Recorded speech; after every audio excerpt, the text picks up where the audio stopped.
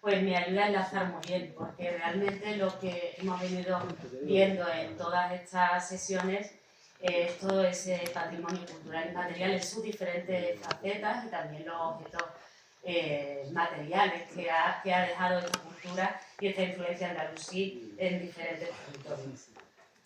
Bueno, voy a iniciar con... a ver cómo funciona esto. Los que me habéis precedido. ¿El botón de? Sí. Que esa es sí, voy a estructurar la presentación en una introducción en la que voy a hablar sobre el patrimonio cultural y material del Atlas. Voy a desarrollar un punto de manera más concreta, que son los oficios tradicionales dentro del Atlas del patrimonio inmaterial, y a proponer una serie de cuestiones. ¿Qué es el patrimonio cultural inmaterial? Seguro que todos sabemos de qué se trata, pero ha habido un recorrido enorme a lo largo del tiempo, nada más que, por ejemplo, en la UNESCO, todos esos informes, recomendaciones que han desembocado en el año 2003 en una convención, la segunda convención de UNESCO, dedicada al patrimonio cultural inmaterial. Y que además, bueno, pues tiene un gran protagonismo Marruecos. ¿Por qué? Pues porque uno de los primeros elementos que se registran como obra maestra del patrimonio inmaterial, que es un programa anterior a este, fue, gracias también a una propuesta de Juan Goytisolo,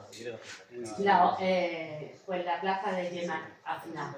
Y a él le debemos el haber identificado en gran parte a todas las personas que protagonizan cada día esta mezcla cultural, esta diversidad cultural que hay árabe, bereber y noua en la plaza de Yemen Afna, y que ha sido un precedente importantísimo para dar voz a personas, a colectivos y a grupos que tienen un patrimonio cultural que antes, o durante mucho tiempo, no se ha valorado. Y bueno, pues ese patrimonio inmaterial que veis ahí, todos esos sombreros, como hemos visto antes de la fiesta de Verdiales, pues parecerían de aquí, pero son andaluces en diferentes momentos. Los demás arriba, precisamente en la fiesta del Rocío, una cosa bastante extraña, pero así fue. Bueno, lo que vemos ahí es la definición de patrimonio cultural inmaterial, que no es ni más ni menos que el concepto antropológico de cultura, que por fin llega, digamos, al ámbito de la gestión y que nos permite hablar del verbo, como yo digo, del uso, de las actividades, no solo de los objetos, de los procesos. Pasamos de lo extraordinario a lo vernacular, a lo ordinario, de lo remoto y antiguo a lo contemporáneo y al presente, de lo material y objetual a los procesos, a los conocimientos, a los saberes y a las técnicas, y del Estado-nación a la comunidad, así como de la identidad como algo uniforme a la identidad como diversidad, que es el verdadero patrimonio cultural de la humanidad. Yo lo considero sobre todo en el ámbito de los saberes, un patrimonio para la vida, porque permite la continuidad, si de verdad conservamos este tipo de patrimonio, teniendo en cuenta el proceso social y no tanto los objetos, permite la continuidad de muchos grupos que pueden garantizar su creatividad continuada y poder seguir viviendo de estos oficios a los que se han dedicado y de los que son herederos. Y tiene mucho que ver también con ese concepto de baraka, ¿no? De casi, bueno, pues ese legado casi divino que nos permite a esos artesanos y artesanas el seguir transmitiendo esos saberes de generación en generación. Nos habla de una idea renovada de salvaguardia y de conservación, de representatividad frente a excelencia, frente a genio creativo individual, creatividad colectiva, frente a la idea bueno, que son los expertos quienes identifican este patrimonio, la necesaria participación de las comunidades, y frente a la idea de algo perpetuo que se mantiene tal cual, la idea de dinamismo y de continuidad. Pero frente a eso hay muchísimos riesgos. Riesgo de fosilización, riesgo de museificación, de espectacularización, de utilización económica de este patrimonio y mercantilización. Bueno, por tanto, desde el Instituto Andaluz de Patrimonio Histórico, en el año 2008-2009, iniciamos el Atlas del Patrimonio Inmaterial de Andalucía, que es un proyecto que tiene como objetivo la salvaguarda del patrimonio inmaterial, pero intentando conocer, identificar, registrar estos elementos culturales. Lo hemos hecho en diferentes, en distintas fases. Está un poquito mal la imagen de los números, pero lo hemos registrado en distintas fases que tienen que ver con las estructuras, también las grandes estructuras territoriales de Andalucía. Y en cada uno de esos territorios, que tienen características diferentes, ambientales y culturales, hay respuestas también culturales distintas, como las hay en el norte de Marruecos o en otros lugares. Muy parecidas, porque tenemos características ambientales también parecidas. Y los ámbitos temáticos que hemos abordado en este proyecto son básicamente 4. Si hubiera querido traer aquí un resumen de esos 4 ámbitos temáticos, en realidad habría podido hacer una recapitulación de todo lo que hemos visto a lo largo de estos 4 días, porque tocamos los rituales festivos, los oficios y saberes, los modos de expresión y el ámbito de alimentación y cocinas. Y dentro de cada uno de ellos un sinfín de tipologías de actividades distintas que hemos ido documentando. Todas ellas, por supuesto, relacionadas entre sí, con metodologías relacionadas con la antropología social, como la observación participante, las técnicas de diálogo, el trabajo de campo, durante un año en una comarca, para poder analizar y documentar todo el ciclo productivo y todo el ciclo festivo de cada uno de esos territorios, teniendo en cuenta también el carácter representativo que cada uno de ellos tendrá para la comarca, porque no fue un estudio intensivo, sino extensivo. Y bueno, básicamente nuestra forma de documentar es respondernos a esas preguntas. ¿Qué se hace? ¿Quién o quiénes lo hacen? ¿Qué objetos producen o usan? ¿Cómo lo hacen? ¿De quién lo aprendieron y cómo lo transmiten? ¿Por qué es importante y para quién? ¿Cuándo, desde cuándo se hace y cómo lo han ido transformando? ¿Qué riesgos les afectan y qué medidas de salvaguarda adoptan o proponen? Todo ello se ha documentado y sistematizado y se difunde a través de la Guía Digital de Patrimonio Cultural. Y nos centramos ya en el ámbito de los oficios y saberes. ¿Qué entendemos por oficios y saberes en el Atlas? Todo lo que implica, no solo una actividad económica remunerada, sino todo lo que implica un saber hacer representativo para un colectivo social que se manifieste tanto en sentidos prácticos como simbólicos, por conocimientos, técnicas, actividades económicas de producción, etc. Bueno, mucha variedad de elementos que yo voy a intentar ahora contaros en relación a grandes tipologías. No es que en el Atlas tengamos una documentación teniendo en cuenta los aspectos andalusíes de estas actividades. No lo hemos hecho así, aunque en muchos casos están.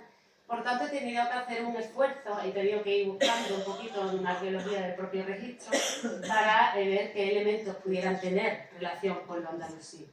También he visto alguna de la historiografía que hay sobre esta temática, los tratados de Gisba, que son documentos que reglamentan estos oficios en diferentes lugares, tanto no voy a pronunciar porque yo no sé pronunciar bien árabe, pero en diferentes lugares, en Córdoba, en Sevilla o en Málaga, donde se mencionan los distintos oficios y las reglas que estos oficios debían seguir. En cuanto a la...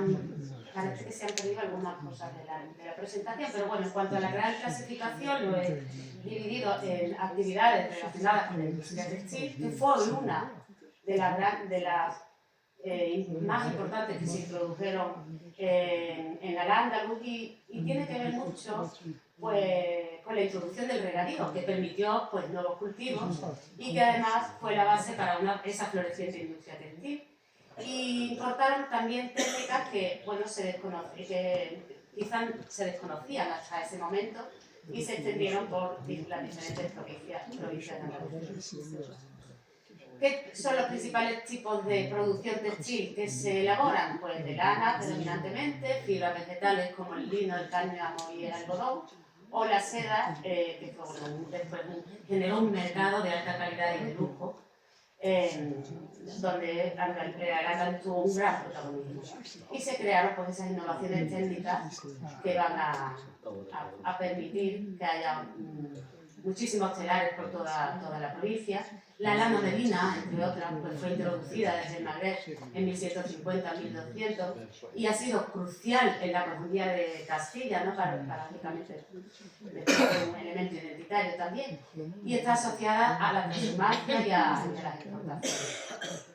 La producción de fibras vegetales como el lino y el algodón, que ha dejado luego una gran herencia también a nivel de inmuebles, de fábricas, de diferentes tipos de tejido, una producción industrial de la cual hemos sido herederos y después se ha ido legando sobre todo en Antequera, nos daría una gran producción de mantas industrial que desapareció, y la producción de seda, que tiene mucho que ver con bueno, pues eso que decía antes, de las condiciones también climáticas que se dan aquí, que permiten la importancia de ese cultivo necesario para la producción de seda, que es la morera, y que va a tener algunas regiones claves más tarde, aparte de Granada, como Málaga y Almería. Y bueno, pues en este caso vemos aquí un mapa completamente también desconfigurado la imagen de cuáles eran los telares que quedaban en años 1800.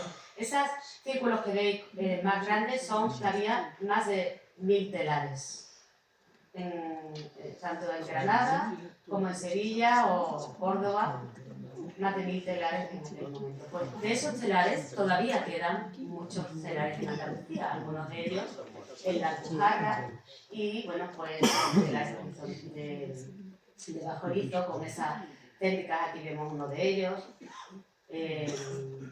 En las tenemos documentados varios y bueno, pues también hay telares para hacer jarapas, como por ejemplo las de Níjar, que se hacen con restos de tejidos que se tejen también en los telares. Estos colores que nos transportan claramente a esa ornamentación andalusí, ¿no? Como el verde, el rojo o grana. Y algunas de las cosas que quedan de esa industria textil relacionada con la seda se refleja sobre todo en la indumentaria de las fiestas, porque ya la industria de la seda en Andalucía desapareció. Pero se sigue trabajando, por ejemplo, los mantones de Manila. Hace poco hemos hecho un encuentro de artesanas, mujeres fundamentalmente, artistas se le hemos llamado. Ellas también crean y han venido algunas de las artesanas relacionadas, por ejemplo, con la elaboración de mantones de Manila. Estos son los mantones de las Cruces de Mayo del Monastir La Real, una fiesta que es una celebración de la primavera en toda Andalucía, pero sobre todo en la parte occidental y mucho en la provincia de Huelva. O estos sombreros magníficos y estos tejidos de Landévalo, de las jamugueras, o estas danzas de San Isidro en Fuentetójar, Córdoba, con esos lazos elaborados con seda. Ahí vemos también, los he puesto como ejemplo porque me parece que nos transportan también a toda esta estética que hablábamos antes, ¿no? Morisca. Habría que indagar más en la relación entre estos, en este caso, estos sombreros, los comerciales también, que los veremos. Ahí los tenemos. Y bueno, pues los bordados, sobre todo el protagonismo, destacar también el protagonismo de las mujeres en la transmisión de estos conocimientos, en la sociabilidad y en el trabajo que realizan juntas.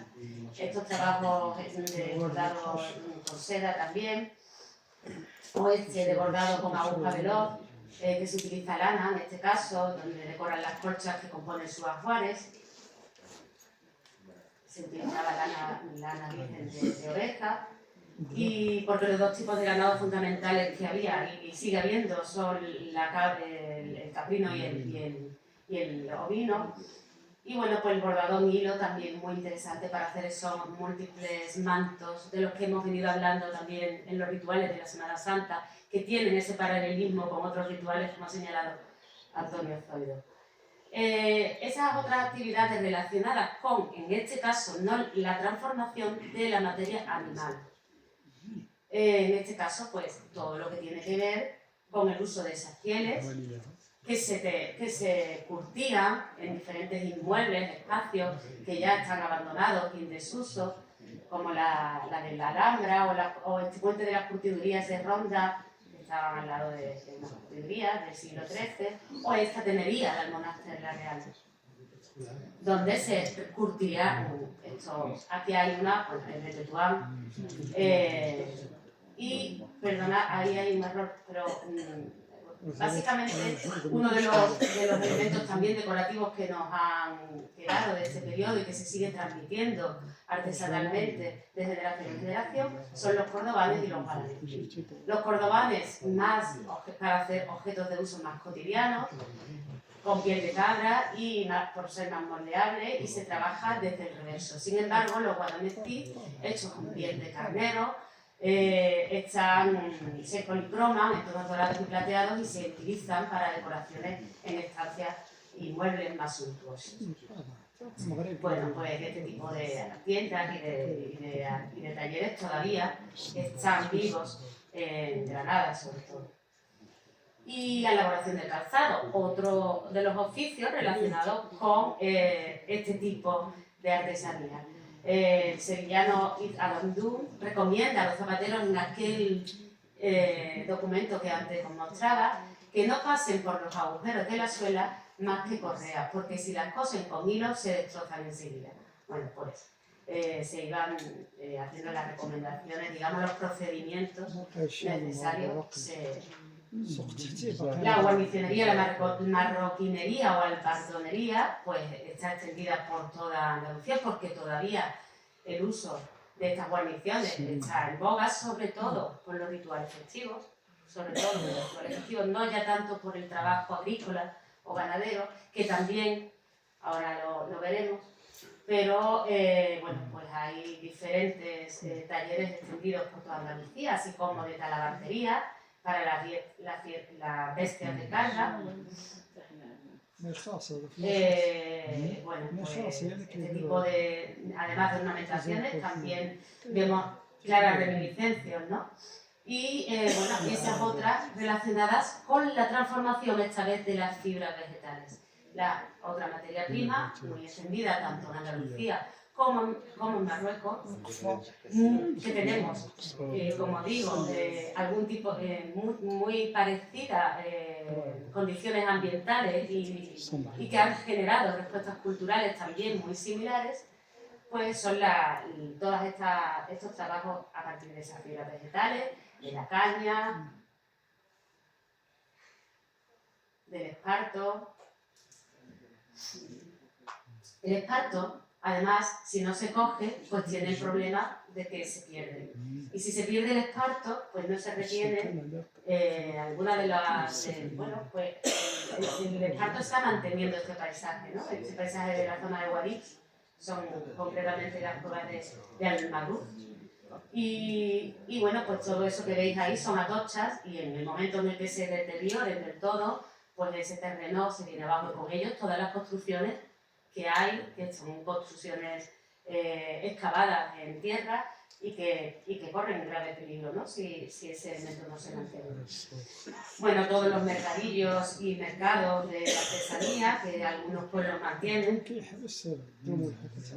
Y la elaboración de todos estos productos y cesería, pues se utilizan bien de esparto, de caña, junco, palma, olivo, depende de lo que haya en cada territorio.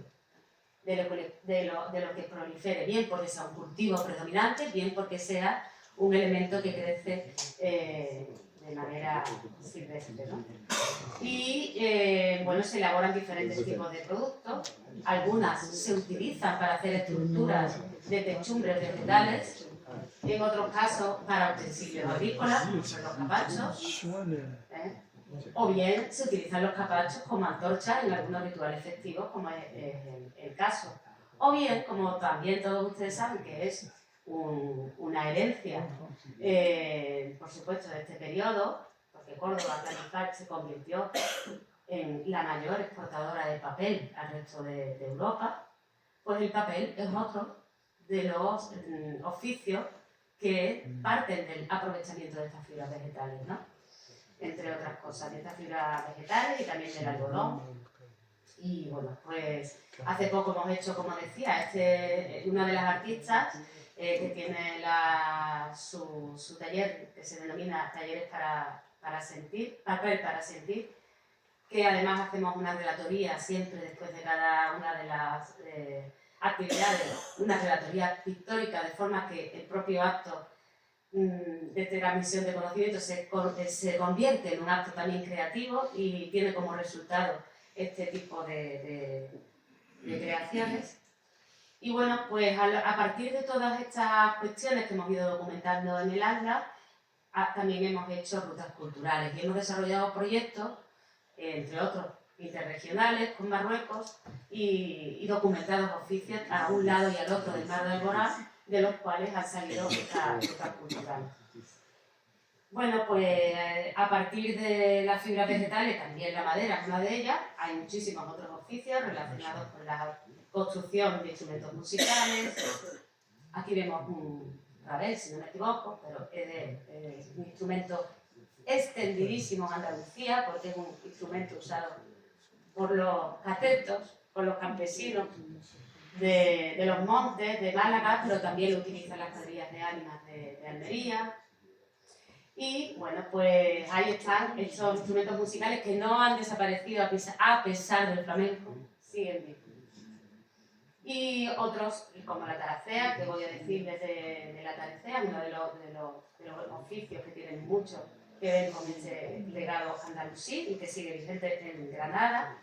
Y, por supuesto, lo relacionado con, yo creo que pesa mucho mi presentación y se ha perdido un poco con la transformación de la materia mineral. Hay tanto de metal como de barro, los tejares, los alfares, la cerámica extendida por toda Andalucía con muchísimas formas de ornamentación que recuerdan también ese legado andalusí, y en algunos casos más, como es el caso de Níjar o estos alfares, menos a lo mejor, pero también porque ya es una modificación posterior parecida a esta de Fajarausta, los azulejos o otro tipo de elementos minerales como el vidrio y la piedra de vidrio, y por supuesto las técnicas constructivas relacionadas con la yesería ya muy transformada, con la producción de cal o la construcción de balates de piedra seca, que tienen mucho que ver también con este otro oficio fundamental para la arquitectura de nuestras dos regiones, que es la producción de cal. Sin cal no mantenemos ni nuestras ciudades ni nuestras merinas. Y además fue uno de los elementos que documentamos también en ese proyecto de ambas orillas, ¿no? Aquí vemos un horno de cal en Marruecos, en la zona de Tetuán, que bueno, este es el de Morón de la Frontera, que producen este gran elemento que es la cal. Aquí, por supuesto, en Morón no podía ser otra cosa. Hay una cuenca, hay un monte, este monte que es una cantera magnífica de piedra caliza muy pura para producir uno de los elementos de esa materia prima que hace falta para los hornos de cal, y otro que es una agricultura basada en la olivicultura y que da una leña que es fundamental para producir este cal. Hemos hecho un plan de salvaguarda de este oficio también a uno y otro lado en colaboración. No sé por qué. Si es que siendo un PDF se ha desconfigurado. Es muy raro. Bueno, pues hicimos una ruta cultural también en torno a la cal entre Andalucía y Marruecos. Y ya por último, porque no puedo dejar de decirlo, nada de esto podría ser si no existieran unas actividades primarias que han sido los que han provisto, nos han dado estas materias primas para poder generar todos esos oficios, ¿no? Y uno de ellos es la agricultura, y ese aterrazamiento tiene mucho que ver con eso, también relacionado con ese sistema hidráulico que tuvo mucho que ver con la presencia árabe, y con todos estos cultivos, con la propia arriería. Sin arrieros tampoco habría habido nada del comercio que se produjo tan fructífero en este periodo y que permitió que que ha permitido que ese conocimiento siga vigente, y gracias a él, a los montes donde se producen estas actividades se pueda acceder tanto ahí como la ganadería, la pesca, la apicultura o la pesca de la brava, que nos acumula también, y todo ello pues, se difunde de diferentes formas. Y por último, nos permite mostrar, digamos, para concluir, la diversidad cultural y el papel que tiene este patrimonio inmaterial para el desarrollo sostenible. Nos permiten promover un concepto amplio de patrimonio cultural. Hoy hemos visto cómo todo lo que hacemos todos nosotros está muy relacionado. Fomentar el diálogo intercultural entre andaluces y otros colectivos que conviven en Andalucía o entre nosotros. Reconocer el rol esencial de las comunidades en la salvaguardia del patrimonio inmaterial y impulsar las necesarias actividades de difusión para dar importancia a este patrimonio y su capacidad para estrechar lazos. Así que nada, muchas gracias. Shukran. Muchas gracias. Para este atlas fascinante, a cuando un atlas de las giraldas y de las giralditas y de giralduelas y un atlas del alambrismo, me parece que es necesario, pero bueno, son las 5 menos 5 y no sé qué son las instrucciones de la cátedra, pero... Tenemos la sesión de clausura inmediatamente después de esto, pero sin problemas podemos prolongar el debate para 15 minutos. Bueno, 15 minutos de debate y, bueno, como lo han dicho todos mis predecesores, que sean preguntas, por favor, y no ponencitas. Sí, el señor...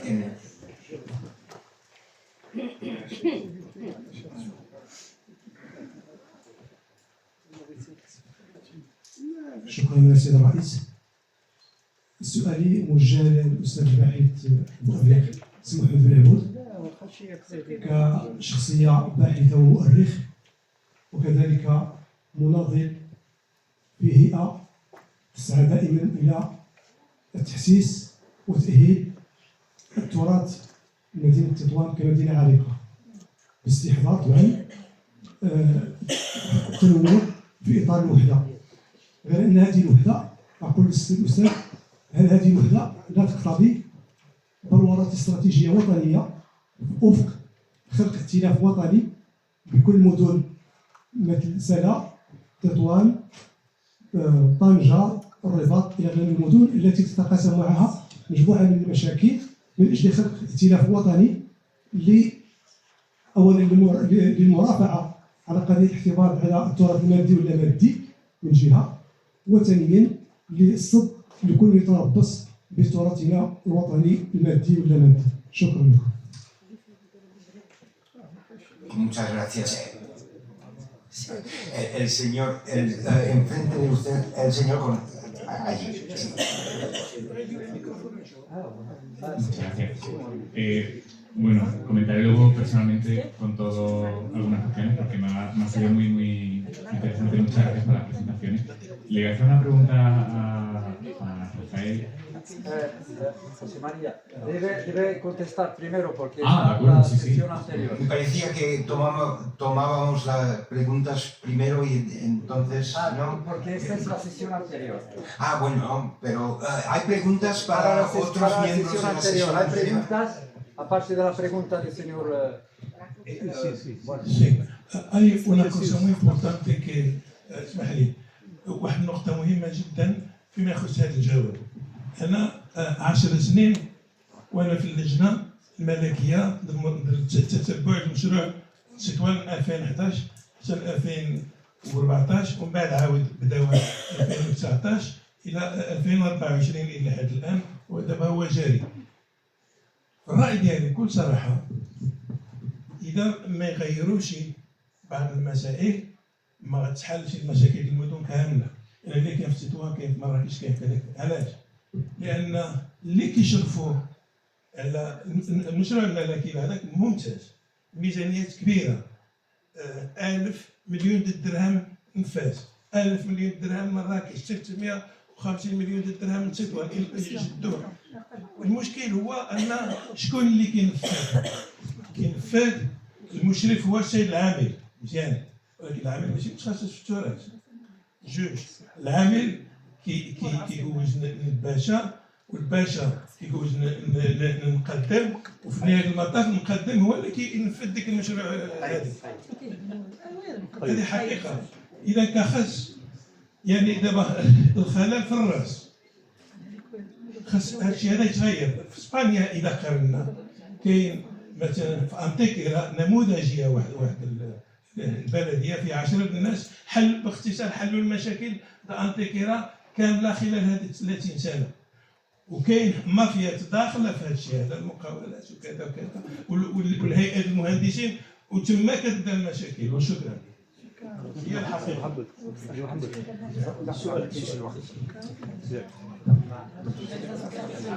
Muchas gracias. Un atlas de la burocracia y un atlas de la mafia.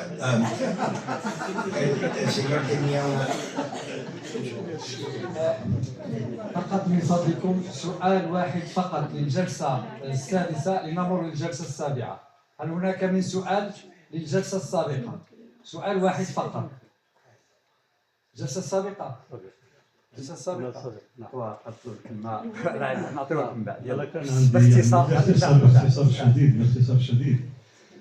ملاحظة هو أن يعني هناك غياب لأسماء المعلمين الذين يعملون الزليج، وهذا من الأخطاء الموجودة عندنا في المغرب. يعني وأنا وجدت استثناء في مدينة طنجة، هناك في قصر السلطان عبد الحفيظ يعني لقيت اسم المعلم الذي عمل الزليج، وهو سي محمد القندوسي.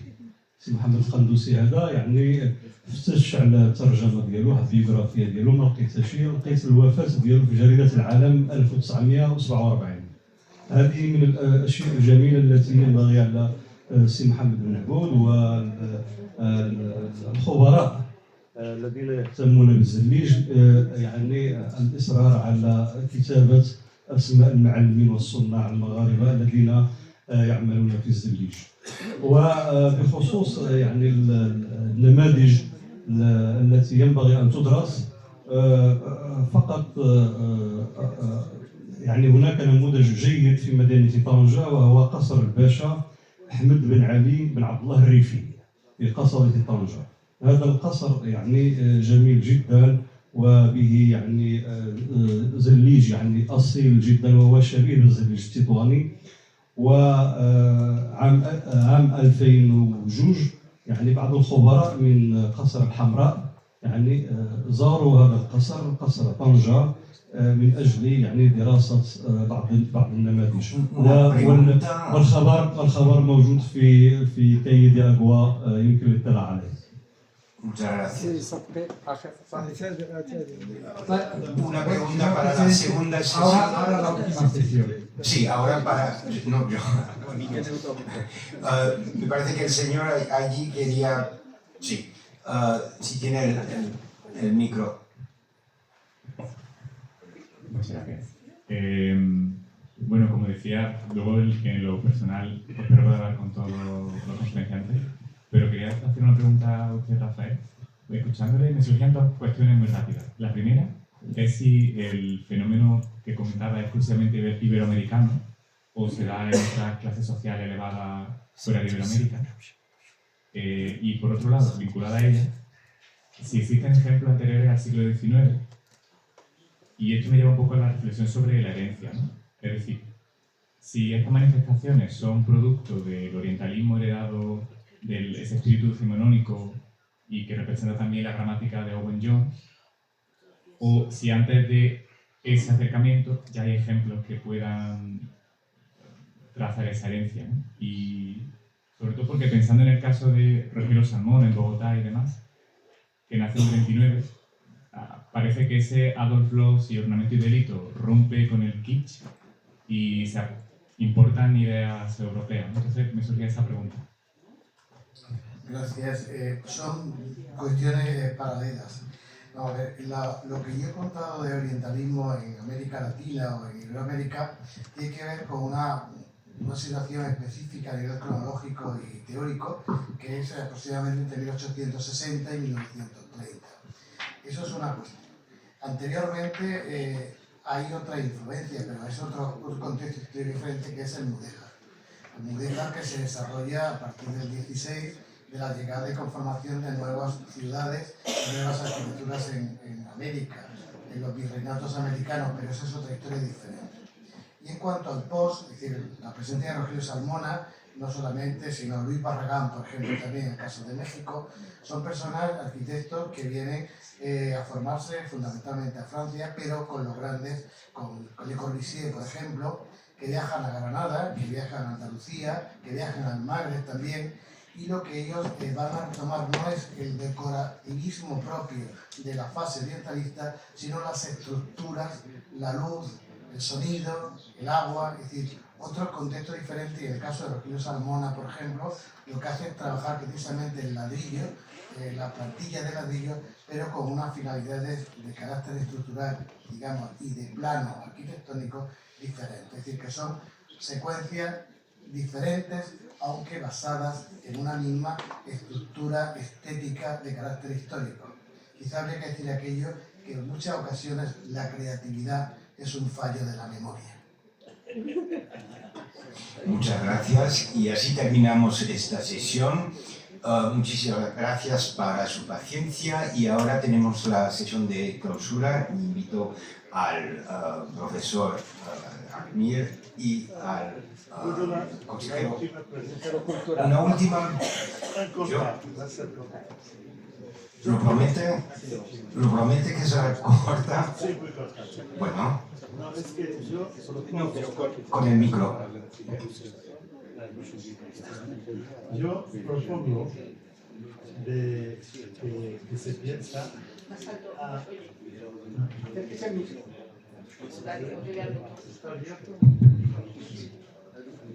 Yo propongo, al fin de este coloquio, que hay que pensar en, por ejemplo, de elaborar y establecer acuerdos y convenios entre los activistas que dependen de proteger este matrimonio en general, en todos los géneros de patrimonios.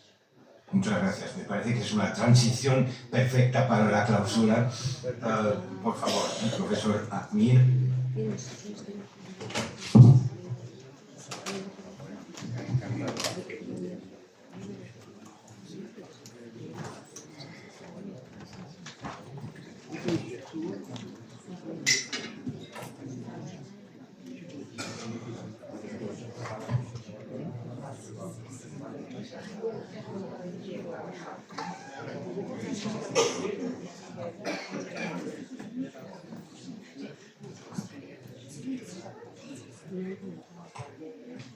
Bueno, así clausuramos este coloquio.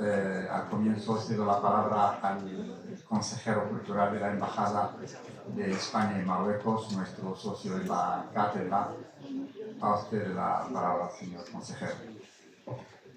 Muchas gracias, profesor. Bueno, lo primero es, como es de bien nacidos, el ser agradecido, pues es agradecer nuevamente a la academia y a todo el personal, profesor Akmir, pero también al director, bueno, por supuesto al secretario vitalicio, por supuesto, pero también al director ejecutivo, señor Tamer, a Aisha Miri, que es quien lleva bien trabajando, y todo el resto del personal de la academia, que son los que han hecho posible este coloquio.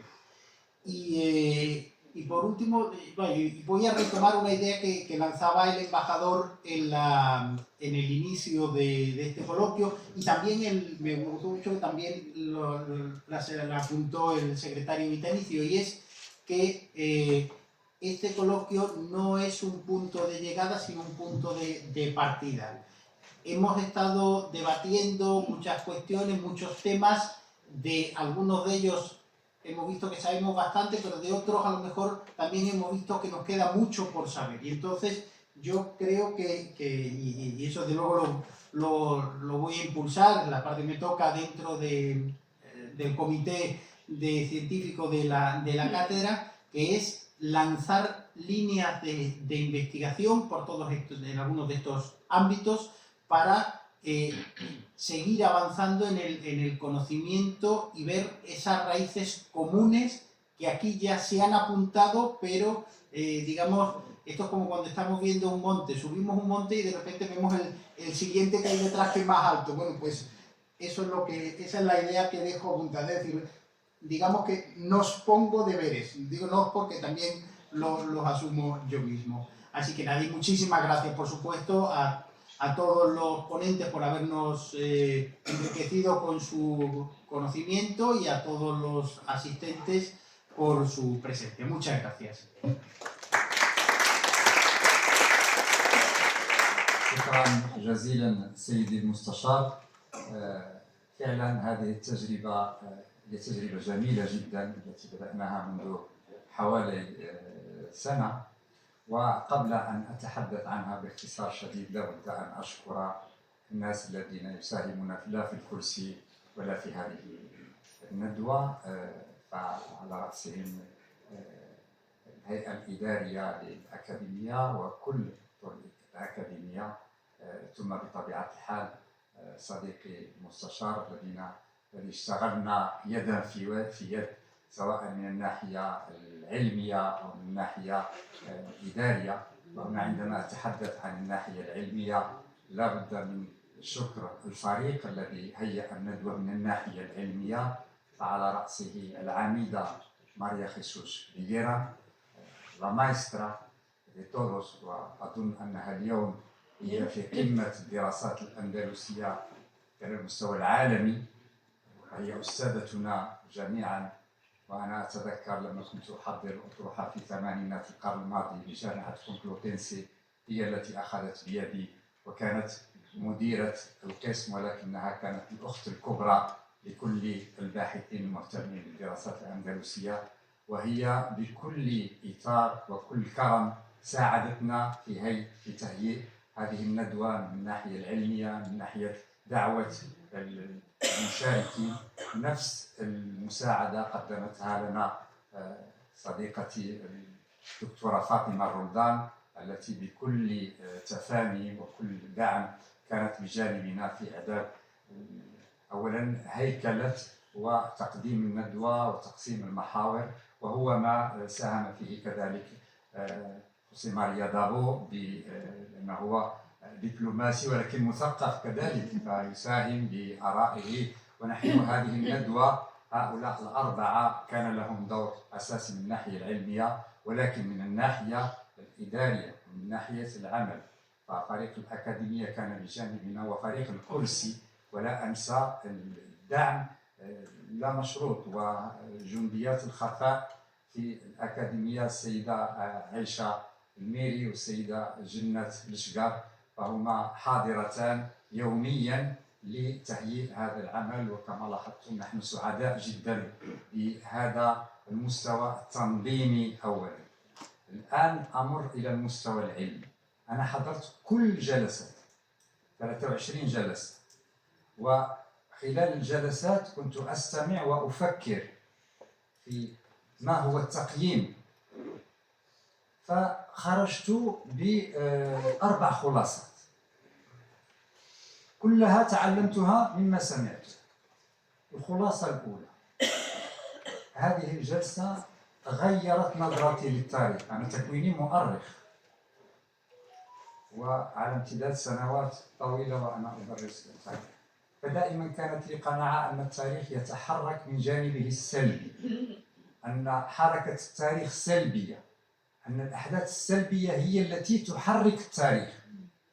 ولكن استنتجت اليوم بأن التاريخ يتحرك كذلك من جانبه الإيجابي من خلال ما استمعت إليه. عندما نتحدث عن تاريخ الأندلس السياسي هذه الأحداث سلبية وهي ضرورية للمؤرخ. الحركة السلبية هي قوت المؤرخ وإلا لن يكتب. نادرا من يكتب عن تاريخ الحب أو تاريخ السعادة، ولكن تاريخ الحروب هي المادة. فهنا لاحظت بأن الثقافة هي الجانب الإيجابي في حركة التاريخ، لأنه لما انتهى تاريخ الأندلس من الناحية السياسية بدأ تاريخ جديد هو التاريخ الثقافي للأندلس. هذا التاريخ الثقافي الذي بدأ في نهاية القرن الخامس عشر لا زال مستمرا إلى اليوم. لاحظوا يعني هذه الحركة وما يقدم، كيف نفهم تاريخ الأندلس على ضوء ما هو موجود اليوم. هذه هي الخلاصة الأولى التي خرجت بها. الخلاصة الثانية بعدما استمعت لكل هذه المداخلات هو أن الثقافة تمثل التاريخ الزاحف. هذه الحركة لا تبقى في المستوى الذهني الذي يمثل التمثلات، وإنما التمظهرات، لأن التمظهرات هو انعكاس للتمثلات، لأن ما في الأذهان يطابق ما في الأعيان، وبالتالي هذا استنتجته. هذه الثقافة الزاحفة الأصل هو إسبانيا والأندلس، ولكن امتدت للضفة الأخرى للمتوسط، ولكن للضفة الأخرى للمحيط الأطلسي كما استمعنا في الجلسة الأخيرة. فلاحظوا أن هذه الثقافة الزاحفة التي تخترق الآفاق. هذا هي الخلاصة الثانية التي خرجت بها مما سمعت إليه. الخلاصة الثالثة هي كيف تتطور الثقافة. من خلال ما استمعت إليه لاحظت كيف تتطور الثقافة. الثقافة في حاجة إلى مسكن. المايسترو أمريكو كاسترو يسميه المسكن الحيوي، لا مراد بتاع. فهذا المسكن الحيوي هو الذي طور هذه الثقافة. منذ شهر أو شهر ونصف نظمنا بالتعاون بين الكرسي ومستشارية الثقافة، بين أكاديمية المملكة نقول وسفارة إسبانيا، لأن الكرسي هو بين الاثنين. نظمنا يوم دراسي حول الطبيخ في الأندلس. هذا اليوم كانت له أهمية في مستويين. فنحن أخذنا مصادر تاريخ الأندلس، أخذنا ابن زهر، ابن رازين، المؤلف المجهول، فكيف كانت هذه الوصفات تحضر في الأندلس. ثم نادينا على إضافة إلى أساتذة محاضرين على خبراء بشهرة كبيرة جدا في ميدان الطبخ الأندلسي، خبيرة إسبانية وخبيرة مغربية. فالخبيرة الإسبانية قالت لنا نعطيهم النصوص، يعني كان كتب ها ما يقول ابن رازين، ها ما يقول ابن زهر. فالخبيرة تقول أنا أحضره بهذه الطريقة اليوم. وهنا المسكن الحيوي الإسباني، فكيف تطور هذا المنتوج الأندلسي في إسبانيا. ثم جاءت خبيرة مغربية وفعلت نفس الشيء. هذه بالنسبة للمحاضرة العمومية، ولكن ليس هذا فقط، كان هناك شيء آخر مهم جدا باقتراح من صديقي خوسي ماريا دابو، هو كيف يكون مشروع الطبيخ مشروع بحثي في المستقبل. استدعينا طلبة الدكتوراه وطلبة الماستر وهيئنا لهم سيمينار. فهذا السيمينار لتكون مشاريع بحث. هؤلاء الباحثين الشباب يجب أن يذهبوا إلى القرى، لأن الإسبان بدأوا، وجئنا بخبير عالمي هو فرناندو رويدا، متخصص وله عشرات المؤلفات في هذا الميدان. فهو أطر هؤلاء الطلبة المغاربة ليبحثوا إلى المناطق النائية، إلى أنجرة، إلى الخماس، إلى ماذا بقي من هذا الموروث الأندلسي. هذه هي النقطة الثالثة التي خرجت بها من هذه الندوة اللي نسميها المسكن الحيوي. اليوم لم نتحدث فقط عن الطبيخ، حاولنا أن لا نكرر أنفسنا ونتحدث عن مظاهر أخرى. لاحظوا كيف تطورت هذه المظاهر في إسبانيا وكيف تطورت في المغرب، فيردياليس، الأخويات، لباس العروسة. فكل هذه الأمور لاحظوا أن الأصل هو نفسه، ولكن البيئة تساهم في تطويره وهو التطور الإيجابي. لهذا أقول التاريخ يتحرك من جانبه الإيجابي. الخلاصة الرابعة التي خرجت بها من هذه، وهذه صححت مفهوم عندي.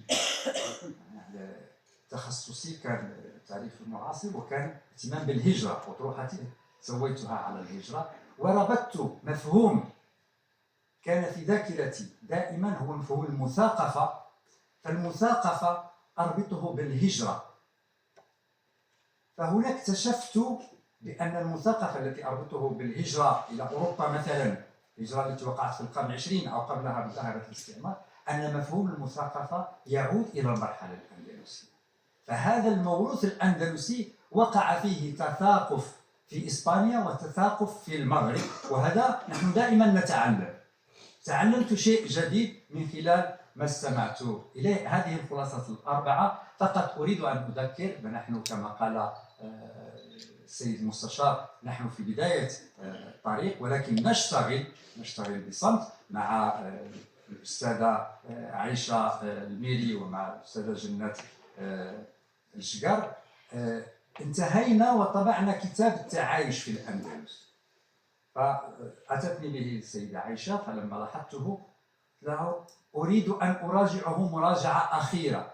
قالت لي هو جاهز. قلت لا. قالت لي السيدة عائشة جنات قلت لا، أريد أسبوع آخر، نفضل أن نتأخر قليلا، لأن الندوة التي سوينا في السنة الماضية حول التعايش، فالإخوان الذين شاركوا فيها سيتلقونها في الأسابيع القليلة المقبلة. فمشاريع الأكاديمية والكرسي بالخصوص مشاريع الكرسي كثيرة ومتنوعة، ونحن نشتغل يدا في يد وسعداء بهذا التعاون مع سفارة إسبانيا في هذا الكرسي، وننتظر، لأن تحدثت مع بعض المتدخلين وأجبت بكل المداخلات حول مشاريع صديقي رافائيل غوسمان لا يظهر لي هنا. نحن أصدقاء منذ أكثر من 30 سنة، كنا في مشروع اليونسكو في بداية التسعينات، ومنذ ذلك التاريخ لم نلتقي منذ سنة 92. فالآن التقينا وهو حدثني عن المشروع، فنحن مستعدون لكل المشاريع، لأن ما استمعنا إليه هو جاد جدا، وبالتالي كما يقال البدايات تبشر بالنهايات، فنحن ننتظر مشاريعكم. وشكرا لكم وسعداء جدا باستضافتكم، على أن نضرب لكم موعدا آخر في المستقبل. شكرا.